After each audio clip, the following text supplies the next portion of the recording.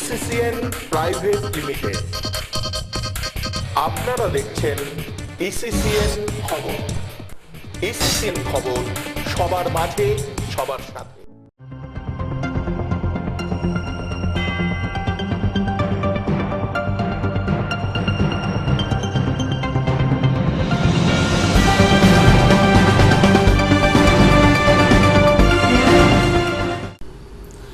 নমস্কার, দেখছেন ইসিসিএন খবর। আপনাদের সঙ্গে আমি গার্গী। শুরুতেই হেডলাইন্স।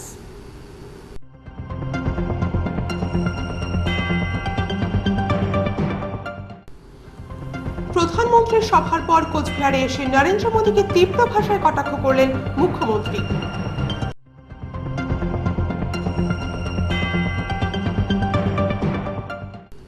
সভা থেকে বাড়ি ফেরার পথে মৃত্যু হলো এক তৃণমূল কর্মীর।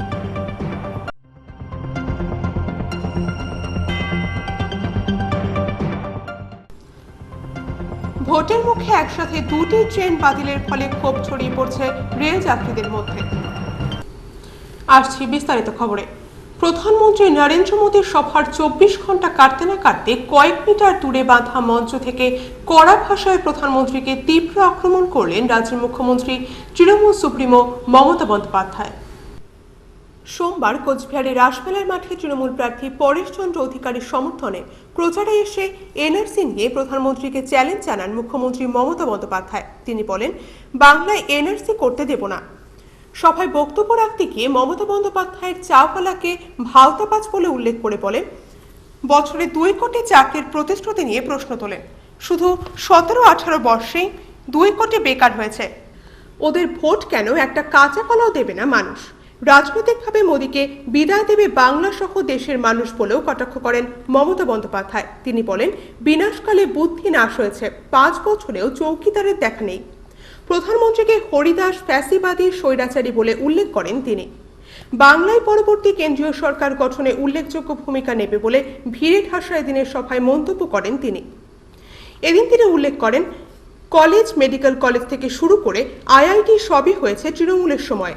66 বছরে ছিটমহলের সমস্যার সমাধান করেছে তৃণমূল। রাজ্য সরকার 1100 কোটি টাকা খরচ করেছে।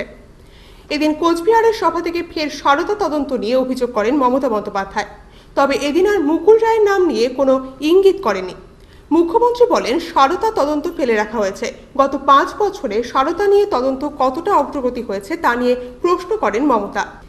তিনি বলেন, সারদা, হাওলা, নারদা, মোদিবাবুর বাঁশিওয়ালা, রাফায়েলে কত পেয়েছেন বলে প্রশ্ন করেন মমতা বন্দ্যোপাধ্যায়। শুনুন, অনেক টাকা হয়েছে তো, সব লুটের টাকা। মিছিলে গেলে দিচ্ছে 1000, ভোট দেওয়ার জন্য দিচ্ছে 5000, কাউকে 15000, কাউকে 20000। অন্য সময় মানুষ না খেতে ফেলে দেবে না। একদিন বসন্তের কোকিল খাবার সামনে থাকলে ভেজাল খাবার না হলে একটু খেয়ে নেবেন, কি আর হবে। কিন্তু ভোটটা দেবেন না, এটা মাথায় রাখবেন তো। ভোট দেবেন না। প্রচুর টাকা আসছে স্মাগলিং করে, কাউ স্মাগলিং, আর্ম স্মাগলিং, নোটবন্দি, প্রচুর টাকা আসছে। এটা কাউদের পকেটের টাকা নয়, জনগণের লুটের টাকা। তাই মনে রাখবেন, আগামী দিন এরা যদি কোনোভাবে জেতে, দেশে স্বাধীনতা থাকবে না। তপশিলীদের, আমাদের সবার নেতা বাবা সাহেব আম্বেদকরের কনস্টিটিউশনটা বদলে দেবে। ভারতবর্ষে কোনো ধর্মের সাথে কোনো ধর্ম থাকবে না। মা বোনেরা কোনো সম্মান থাকবে না। যা বলবে বিজেপি, এমনিতেই হিটলারি কায়দায় চলছে, ফ্যাসিবাদী সরকার চলছে, স্বৈরাচারী সরকার চলছে। গায়ের জোরে যে প্রতিবাদ করছে, সিবিআই পাঠিয়ে দিচ্ছে, এজেন্সি পাঠিয়ে দিচ্ছে সবাইকে। ইসিসিএন খবর, দিনহাটা।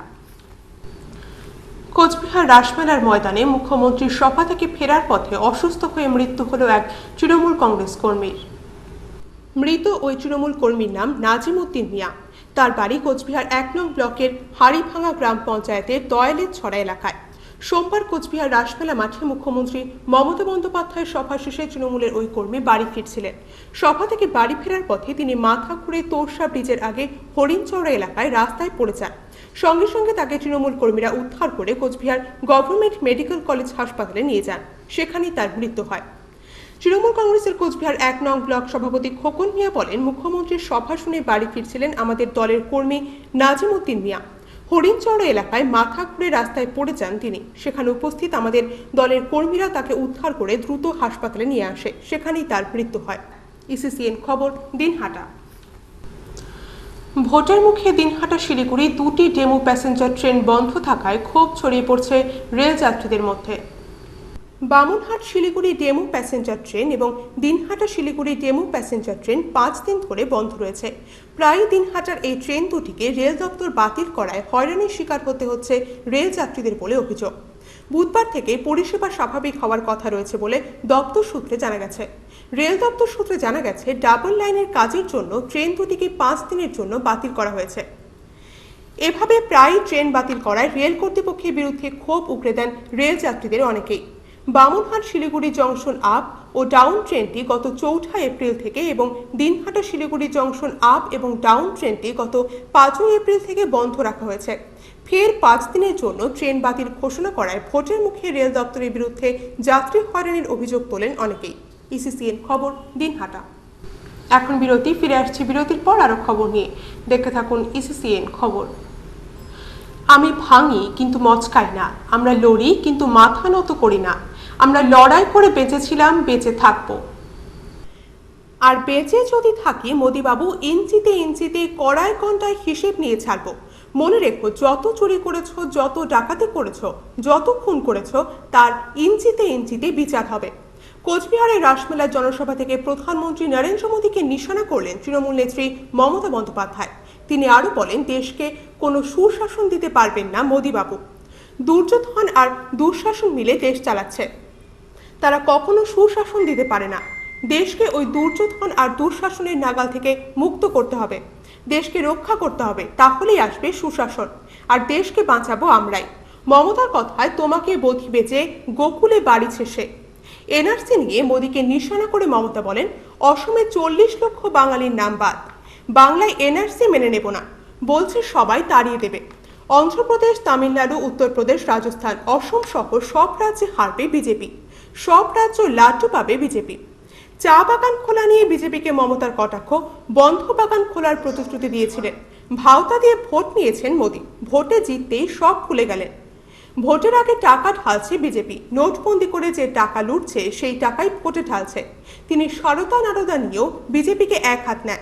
বলেন, 6 বছর ধরে সারদা কাণ্ডের তদন্ত করছে সিবিআই, কেন এখনো সাধারণ মানুষের টাকা ফেরত দিতে পারলো না তারা? তাড়িয়ে দিয়েছি। সিবিআই কাগজে ভুগছে আর্মস ডিলার, হিউম্যান ট্রাফিকিং করে। লজ্জা করে না?